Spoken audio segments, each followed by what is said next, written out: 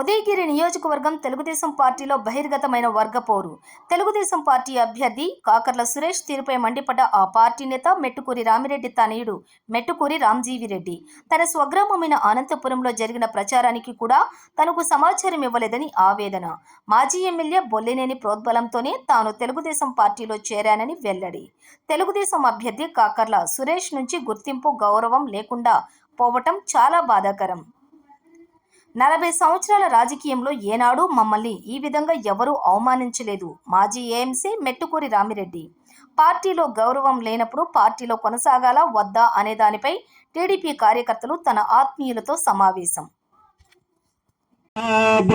చంద్రబాబు నాయుడు ఆయన పార్టీలో జరిగినాక టికెట్ ఇచ్చిన తర్వాత చంద్రబాబు నాయుడు ప్రోగ్రామ్స్ 3 జరిగినాయి.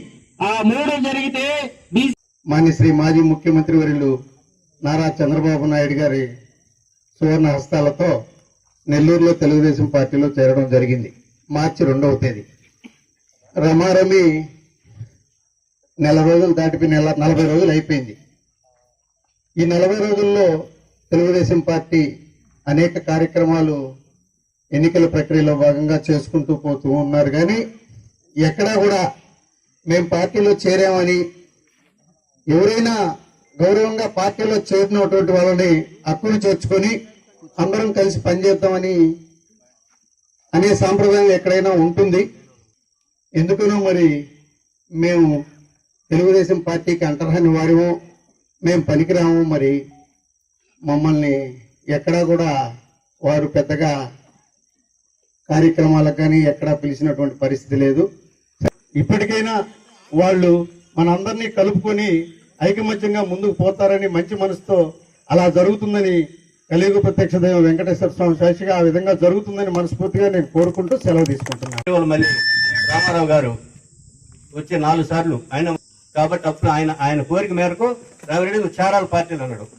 సరే అంతలేకే ఆయన చెప్తూ వచ్చే లోపల ఈ లోపల రామనాయుడు గారు మా రాజకీయ గురు ఆయన పార్టీలో చేరటం, ఆయన కూడా నువ్వు పార్టీలో రామారావు చెప్పినట్టు ఆయన చెప్పటం, మేము పార్టీలో చేరటం జరిగింది. పార్టీలో చేరినా మేమే అవతొక చేయాల. ఇప్పుడు సరే ఆయన టికెట్ వస్తున్నాం, టికెట్ రాలా, ఆయన టికెట్ వచ్చింది సురేష్ గారు. కానీ మాకు ఈరోజు ఇంత సుదీర్ఘ రాజకీయంగా నేను ఉంటే నాకు తెలియకుండా కలిగిరిలో నేను పార్టీలో చేరా. పార్టీలో ప్రముఖంగా నాకు అన్ని ఊర్లలో సంబంధాలు ఉన్నాయి. నాకు తెలియకుండా నాయకులు కలిగిరి మండలంలో తిరగటం, కనీసం నా సొంత ఊరు కూడా నా సొంత ఊరికి వచ్చి నా సొంత ఊర్లో తిరిగి నా సొంత ఊర్లో డబ్బులు ఇచ్చిపోతే నేను రాజకీయంగా ఏం చేయాలా? అందుకని నా సేబులాషులుగా మిమ్మల్ని అందరినీ నన్ను ఏం చేయమంటారు? రాజకీయంలో కొనసాగమంటారా? నాకు అందులో 74 సంవత్సరాలు, రేపు ఆగస్టు 75 సంవత్సరం వస్తుంది. నాకు ఆఖరా కోరిక ఏంటంటే గవర్నమెంట్ వస్తుంది, ఎమ్మెల్యేని గెలిపించుకుంటే నాకు ఈ ట్రిప్ గవర్నమెంట్ పెట్టుకుని ఎమ్మెల్యే ద్వారా మండలంలో ప్రతి ఊరికి మళ్ళీ ఒక శాస్త్రమైన పని చేయాలా, శాస్త్రంగా గుర్తుంటే పని చేయాలనే ఆలోచన నాకు బాగా మనసులో ఉంది. అది చేయాలనుకున్నా, అది చేయలేకపోయాను. ఎందుకంటే ఈ రోజు నాకు గుర్తింపు లేకుండా నా ఊర్లో కూడా నాకు గుర్తింపు లేకపోతే మీకు సాగు చేసేది. అందుకని మీరు ఏ నిర్ణయం చెప్తే ఆ నిర్ణయాన్ని కట్టుబడతారు. రాజకీయం పూచుకుంటూ ఉండమంటే ఉంటా, లేదు రాజకీయం కొనసాగుతుంటే ఎంత చేద్దాం చెప్పండి. ఈ రకంగా అవమానపడి రాజకీయాలు కొనసాగమంటారా? లేదా గౌరవం కాదు పోయి మనం రాజకీయం చేయమంటారా? చెప్పండి. తర్వాత నా నిర్ణయం ఏం చేయాలా? రాజకీయం కొనసాగిన ప్రజాసేవ చేయమంటారా, లేదా ఇంట్లో కూకోమంటారా? మీరు ఏ నిర్ణయం చెప్తే ఆ నిర్ణయం చేద్దామని చెప్పి మిమ్మల్ని అందరూ కూడా పిలిచి నేను ఈరోజు మీటింగ్ పెట్టడం జరిగింది. ఈ అవమానం మీకు తగునా? నన్ను ఈ పని చేయడం తగునా? ఇంత రాజకీయ చరిత్ర కలిగిన 40 సంవత్సరాలు రాజకీయం చేసిన నన్ను పక్కన పెట్టి నా సొంతంలో తిరిగిపోతారు మీరు? ఇదేనా న్యాయం? నేను ఒక్కడనే వస్తాను రమణ అని కూడా చెప్పడం జరిగింది. సరే వెంకటేశ్వరు, నువ్వు మా గతంలో 5 ఏళ్ళు ఎంపీపీగా అధికార పార్టీలో పనిచేసి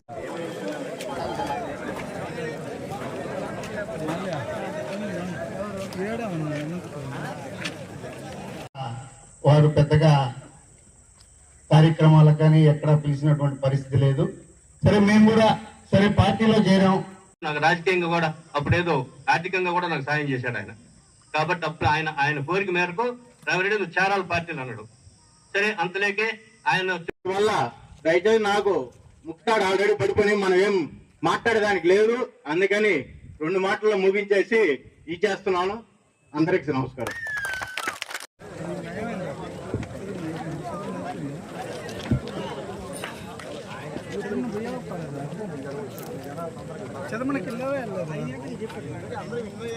మేమే అవతొక జైలా ఇప్పుడు సరే ఆయన టికెట్ వస్తున్నాం, టికెట్ రాలా, ఆయన టికెట్ వచ్చింది, సురేష్ గారి టికెట్ వచ్చింది. రామారావు గారు పొరపాటు కూడా ఎక్కడ కూడా మీరు పొరపాటు చేసి నేను గవర్నమెంట్ కి అగనిస్ట్ గా నేను కాంగ్రెస్ పార్టీ తరఫున గెలిచి తెలుగుదేశం పార్టీ అధికారులు ఉంటే నేను ప్రతి గ్రామానికి మీకు వచ్చారు పిల్లకాయలు వచ్చారు, పెద్దవాళ్ళందరికీ తెలుసు, చిన్నదో పెద్దదో కనీసం సొసైటీ ప్రెసిడెంట్ గా 95లో నేను నా భార్య ఇద్దరం నేను గంగిడిపాలెం ఎంపీటీసీ బోర్డు మెంబర్ గా నామినేట్ చేశారు. సుదీర్ఘ రాజకీయాలు నేను నా సొంతూరులో తిరిగి నా సొంతూరులో డబ్బులు ఇచ్చిపోతే నేను రాజకీయంగా ఏం చేయాలా? అందుకని నా సేవనాశులుగా మిమ్మల్ని అందరినీ నన్ను ఏం చేయమంటారు? రాజకీయంలో కొనసాగమంటారా? నాకు అందరూ 74 సంవత్సరాలు, రేపు ఆగస్టు 70 పరిస్థితి ఉంది. కాకపోతే అనంతపురంలో ఇప్పుడు ఆయన పార్టీలో చేరారు కదా, మధ్యలో రామిరెడ్డి వైసీపీలోకి పోయినా కూడా అది నామకే వస్తుంది. నేను ఎప్పుడైనా వాళ్ళ ఇంటికి వస్తే ఎప్పుడు ఆయన ఇంట్లో జ్యోతి పేపర్ ఉంటుంది. ఈరోజు మీ అందరి ముందు నిలబడే అవకాశం కల్పించినటువంటి రామన్నకి, రామజీవి రెడ్డికి, మీ అందరికీ కూడా హృదయపూర్వక ధన్యవాదాలు తెలియజేసుకుంటూ, అందరం కూడా కలిసికట్టుగా పార్టీ నిర్ణయానికి కలిసికట్టుగా కలిసిమెలిసి ఈ నియోజకవర్గంలో శాసనసభ్యుడిగా పోటీ చేసినటువంటి కాకర్ల సురేష్ గారికి కానీ గుర్తింపు ఉంది. నాకు ఆ రోజు నుంచి ఈ రోజు కూడా ఎక్కడ పోయినా గుర్తింపు ఉంది. నేను ఎవరికి కూడా నా రాజకీయ జీవితంలో ఇన్ని సంవత్సరాల రాజకీయ జీవితంలో నేను ఎవరి వద్ద ఇక్కడ వచ్చిన వాళ్ళు ఎవరైనా చెప్పండి, 1% ₹1 ఛార్జీ పెట్టుకుని ఎరగను. నేను నా జీబులో ఎక్కించుకోపోయి నేను పనిచేసి కలెక్టర్ గారు కానీ ఎస్పీ గారు కానీ పోయి నా పనిచేసి పెట్టి నేను ప్రజలకు సేవ అన్ని కూడా పరిష్కరించుకునే దానికి మన వంతు మనం అందరం కూడా కలిసికట్టుగా ముందుకు పోవాలని మనస్ఫూర్తిగా కోరుకుంటూ, ఇప్పటికైనా వాళ్ళు మన అందరినీ కలుపుకొని ఐకమత్యంగా ముందుకు పోతారని మంచి మనసుతో అలా జరుగుతుందని కలియుగ ప్రత్యక్ష దైవం వెంకటేశ్వర స్వామి సాక్షిగా ఆ విధంగా జరుగుతుందని మనస్ఫూర్తిగా నేను కోరుకుంటూ సెలవు తీసుకుంటున్నాను.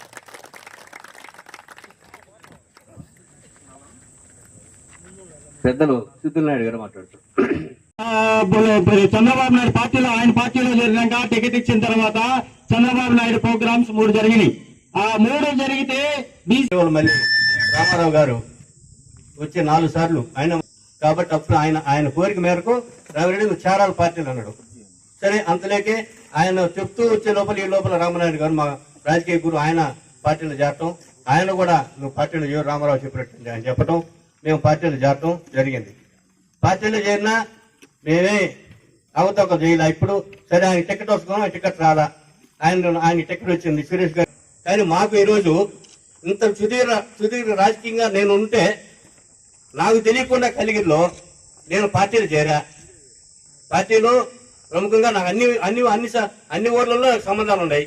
నాకు తెలియకుండా నాయకులు కలిగిరి మనలో తిరగటం, కనీసం నా సొంత ఊరు కూడా నా సొంత ఊరికి వచ్చి నా సొంత ఊర్లో తిరిగి నా సొంత ఊర్లో డబ్బులు ఇచ్చిపోతే నేను రాజకీయంగా ఏం చేయాలా?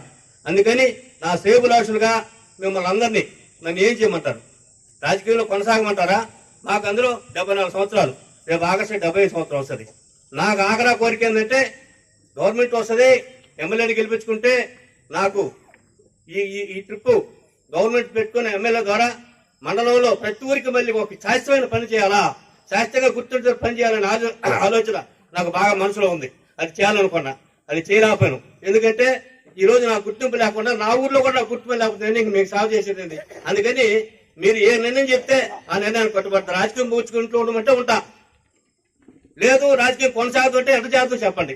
ఈ రకంగా అవమానపడి రాజకీయాలు కొనసాగమంటారా? లేదా గౌరవం కాదు పోయి మనం రాజకీయం చేయమంటారా? చెప్పండి. తర్వాత నా నిర్ణయం ఏం చేయాలా? రాజకీయం కొనసాగించిన ప్రజాసేవ చేయమంటారా, లేదా ఇంట్లో కూకోమంటారా? మీరు ఏ నిర్ణయం చెప్తే ఆ నిర్ణయం చేద్దామని చెప్పి మిమ్మల్ని అందరూ కూడా పిలిచి నేను ఈరోజు మీటింగ్ పెట్టడం జరిగింది. ఈ అవమానం మీకు తగునా? నన్ను ఈ పని చేయడం తగునా? ఇంత రాజకీయ చరిత్ర కలిగిన 40 సంవత్సరాలు రాజకీయం చేసిన నన్ను పక్కన పెట్టి నా సొంతంలో తిరిగిపోతారు మీరు? ఇదేనా న్యాయం? నేను ఒక్కడనే వస్తాను రమణ అని కూడా చెప్పడం జరిగింది. సరే వెంకటేశ్వరు, నువ్వు మా గతంలో 5 ఏళ్ళు ఎంపీపీగా అధికార పార్టీలో పనిచేసి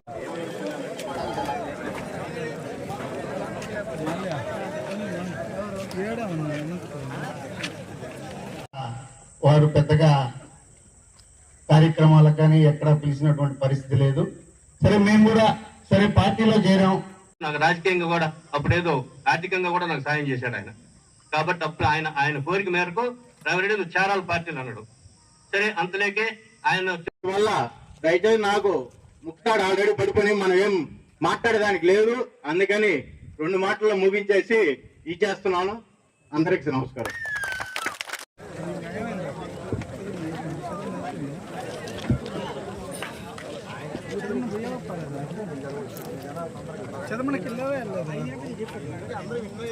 మేమే అవతొక జైలా ఇప్పుడు. సరే ఆయన టికెట్ వస్తున్నాం, టికెట్ రాలా. ఆయన టికెట్ వచ్చింది, సురేష్ గారి టికెట్ వచ్చింది.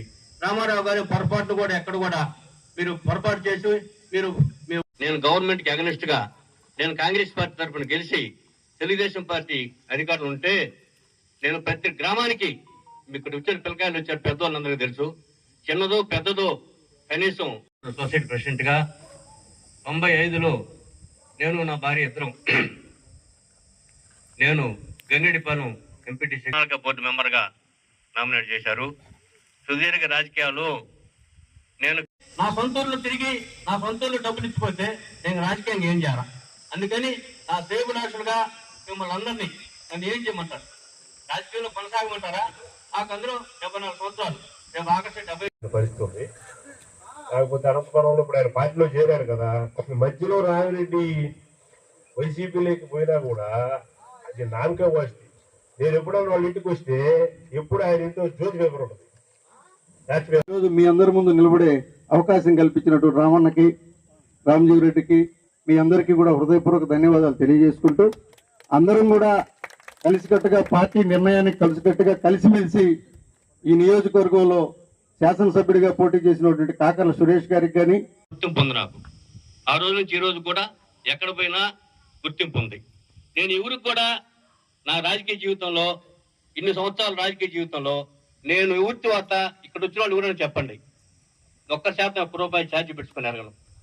నేను నా జీబులో ఎక్కించుకోపోయి నేను పనిచేసి కలెక్టర్ గారు కానీ ఎస్పీ గారు కానీ పోయి నేను పనిచేసి పెట్టి నేను ప్రజలకు సేవ అన్ని కూడా పరిష్కరించుకునే దానికి మన వంతు మనం అందరం కూడా కలిసికట్టుగా ముందుకు పోవాలని మనస్ఫూర్తిగా కోరుకుంటూ, ఇప్పటికైనా వాళ్ళు మన అందరినీ కలుపుకొని ఐకమత్యంగా ముందుకు పోతారని మంచి మనసుతో అలా జరుగుతుందని కలియుగ ప్రత్యక్ష దైవం వెంకటేశ్వర స్వామి సాక్షిగా ఆ విధంగా జరుగుతుందని మనస్ఫూర్తిగా నేను కోరుకుంటూ సెలవు తీసుకుంటున్నాను.